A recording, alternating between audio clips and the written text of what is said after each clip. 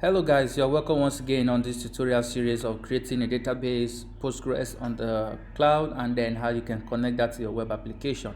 So just like I said in the previous video tutorial, I said we'll be using render to create our database, Postgres database, and how we can get our connection parameter and work with that in a web application backend.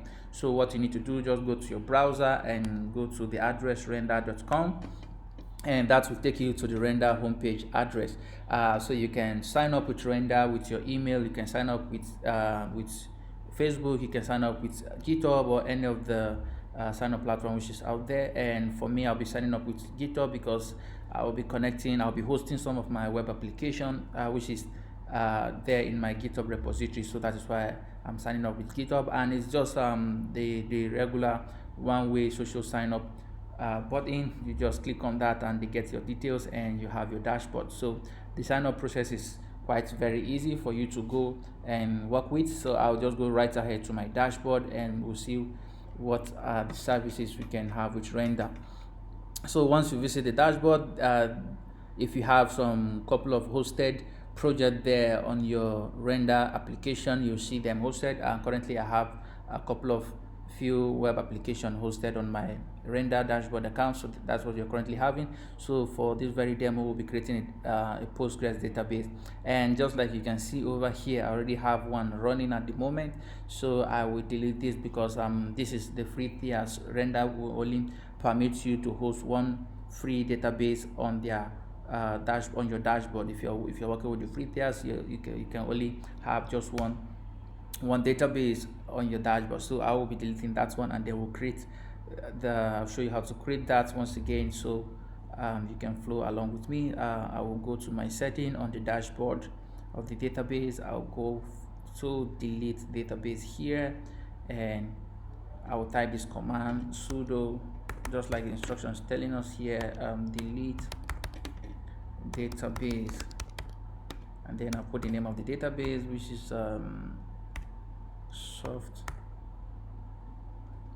software underscore dev. Okay, so the disable button will come up. Now I don't have any database hosted. I only have some couple of Node.js application here hosted on my render dashboard. So right now I want to create a Postgres database. So you can click on the new button here on your nav bar, and then once you select that option, then you go ahead and click on PostgreSQL, or if you want to have Redis, you can do that, but we're creating PostgreSQL. So you select that database. You can give your database a name. So I'm going to call mine test underscore database. You can give it any name you want to give it. So that's the name, and then that's the unique name we want to give the instance rather. So let me just call this test, and then the name of the database will be testdb. If you don't give a name there, render will randomly select one for you, or will randomly select one name for you there. So the root user for your database, just like you have it on your local machine, if you try installing Postgres on your local machine, you have to give a root user. So I'll call mine root. And then where do you want this database to be hosted? You can select any of the region. I will leave the default one, which is US West, and we can put in some keys here, or this is optional as well for setting up your DB. So we'll actually just leave that default, and you can select which of the Postgres version you want, as if version 14, 15, 11. The minimum there is 11. I'll leave the most updated one render can offer, which is version 15. Now at this point, you can select which of the version you want to go for on the render platform. If you want to go for the free version, they'll be giving you a RAM of 256 megabytes, just 0.1 CPU, and it's free, and you can see it here is $0 per month, and that is the free tiers will be going with that. But if you want to go for the paid version, maybe you want to have it on your production and you need some couple of space, we need a better RAM, then you can go for the one that is that will best suit your application, or that will best suit your project. So since this is just for demo, I will stick with the free version, which is just 250 6 megabyte RAM, and from the RAM you're getting, you will know the speed of this free version will actually be way much more less than the paid version. So that's all what we need to do, and we'll hit on the create button, and just give it a couple of seconds. Our database is being created, and you can see the status here. It's telling us it's creating the database for us, generating the keys. They will also render will also give us some generate the host which we can connect the database, and they also generate some security we can use to connect weights from our app whenever you want to link up to this database and store your data, your information right in there. So while this is still creating, I will quickly go to my VS Code and we'll create a Node.js application from where we will connect to this database, post some data to the database, and also read our data, just like I earlier have it on the slide. We'll create the database, so we're still creating the database. Now I'll create a Node.js application for us to try to connect to the Postgres database, which is hosted on the cloud via render. So here I have my terminal, and I mean CD to my desktop. Okay, on the desktop, let me create a directory here, and I will call the directory Postgres test. I can then cd into Postgres test folder, and I'm within the folder. Let me open it on my VS Code terminal so we can see every of the folder being created. This is it right here, and I'll open that up on my code editor. Okay, while this is still ongoing, let me initialize a Node.js Express project, and for you to do that, you just need to run the command npm init. We're trying to initialize a Node.js project, and we want to skip all the questions. The default question which will be coming, we'll put the -y flag, and we'll have a node package being initialized. So we want to create an Express project, and where we'll create a server and then make connection to a Postgres database which we just created. And if you see on my dashboard, the database is successfully created. You can see 3 minutes ago this database was created. This is the region, and every of the connection string you need for your database is right here. So you can use this information to connect your application, and that will sync to your database. This is my password. I'm showing you here because I'll be deleting this database after the tutorial. So even if you have the connection string and you try to connect to it, that won't work because once this is deleted, then you don't have access to this anymore. Okay, so our database is created. Now we'll quickly initialize a Node.js project, and then we'll connect to our Postgres database, and we'll make some basic CRUD operation to this database using an ORM Sequelize, or you can use the raw query, anyone you want to work with, but I'll be using Sequelize to connect to my database and make the CRUD operation. So we have a Node.js project initialized. The next thing we need to do is to add every of the dependencies we will be needing for this project. So I'll be using yarn. You can work with npm if you're cool with that. So I'll use yarn add. I have a typo there. I want to bring in Express. That is one of the dependency. I want to bring in Postgres, and that is PG. And then I want to bring in Sequelize. This is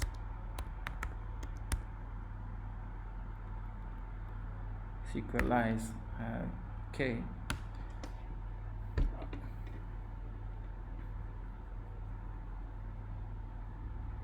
So while I'm having my dependencies all getting installed, and if you check the package.json right now, we have the 3 necessary dependencies for the project. We have the Express, we have the Postgres, and the Sequelize.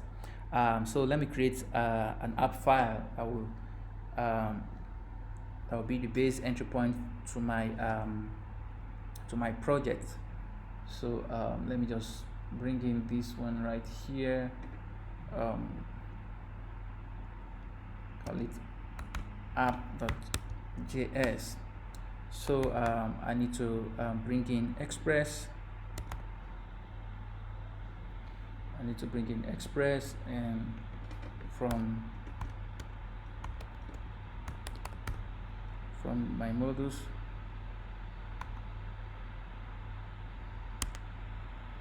Okay, I have Express there, and then I need to start the Express app. I need to get my port, and then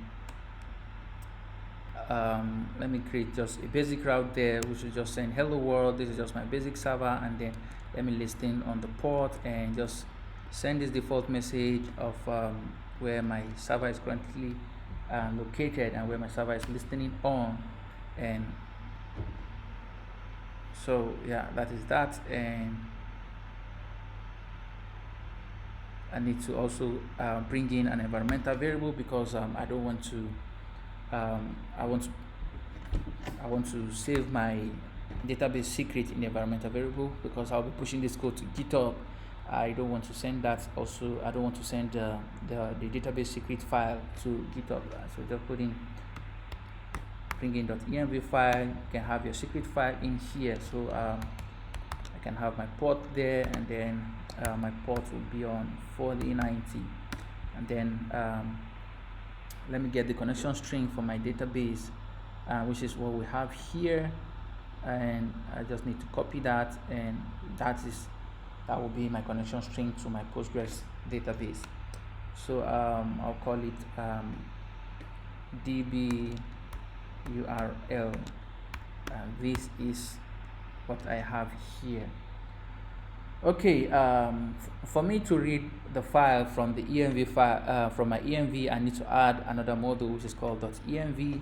That will enable my Node.js application to read from the .env every data I'm having in my env file. So let me add that once again, and add called .env. Alright, so once I have .env installed, and the next line of action is for me to, okay, I'm missing my closing bracket right there. That's why I'm having the red underline. So let me require .env. .env.config, so I can get to see everything I'm having there within my .env. So if I start my server, you can use the node app.js. that will start your server for you on the terminal. And then okay, I have some break there. Express is not defined, and let me see where that is coming from. Oh, it's Express, not Express. That was typo there for me. Okay, yeah, our server is currently started and is listening on port 3000. If I go to my browser, by opening on that, you see hello world, which is what we're trying to send out from this default route of slash on the app. And then I want to read my port from the env, or if that is not, then we'll work with the default value of 3000. All I need to do is to put in process.env.port. Be careful to give it the right key, or if that is not available, then we can fall back to the default port of 3000. So now the name here have to be the same thing with what you have in your .env, what we used in saving our ports, which is what we have here. So if this port is not there in the env, then to fall back to this default value of 3000, which is what I have right here. Let me stop my server and start this server once again, and you can see the server is now currently listening on port 4090, because that is there in the env, and no longer the 3000, which you have default outside. Okay, now the next thing we need to do is to connect to the Postgres database, which we created here from render, and we'll connect that shortly, and we'll make some post requests into the database, and then we'll see result. So for that, I want to create so for this to be very simple, I want to have every of my file here, but it's important you separate.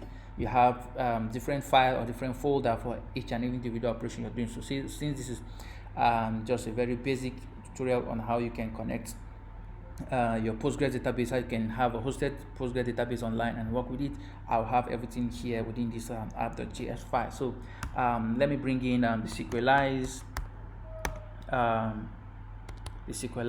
npm package which we installed. That is Sequelize. We want to require that from Sequelize. Let me see, I have the package installed. Okay, Sequelize is actually, it's not having direct exports on the npm package. So I want to get that from Sequelize, require that from Sequelize. Okay, so this is the ORM we'll be using to connect to the database. If you want to know more about Sequelize, you can check on my subsequent tutorial where I discuss about some ORM. In the JavaScript world, we have Sequelize, we have type ORM, we have we have Prisma and a couple of others out there. So Sequelize is one of the popular one out there, and that is what I'm currently using. So it's a package that you can use to communicate to your database, make the post, make the create, the insert, the update, and all of that. And you don't need to write all of the basic queries. So Sequelize is like a wrapper function on the raw query. So it has some functions that you can use that helps you to do every of the create, insert, and all of the raw SQL queries. So you don't need to bother more about writing the SQL logic. You just need to focus more on your business logic and what your project is actually more the functionality and not the SQL query. So Sequelize is an ORM that helps you to navigate your way through and get all of this done as soon as possible. So now the Sequelize have this method of where we'll have the Sequelize.new, and then from here we can put in our database connection string, and then that will link up to the database we want to connect with. And so I'll be putting that in here. So the first thing we need to give it the dialect, and then the next thing we need to tell Sequelize the storage, and we need to give Sequelize the type of database we want to connect to, the password, and every of those other necessary things we will need on our database. So if you check the connection string we are having here, we have all of that. We have the internal URL, we have the password, we have the username, and all of that. And so we will not be working. The default way of we having this, we can have the we can give the dialect, we can give in the storage, we can let Sequelize know, and every other thing there. If you want to see the logs, let me remove this. So if you want to see every of the log of the raw SQL query Sequelize is executing under the hood, you can put in you can add this login on your Sequelize setup, and you can set that to false. Let me bring that. So login false, because I don't want to see all of the SQL log. I just want to see directly I don't want to see all that on my console. Okay, so now right here we can put in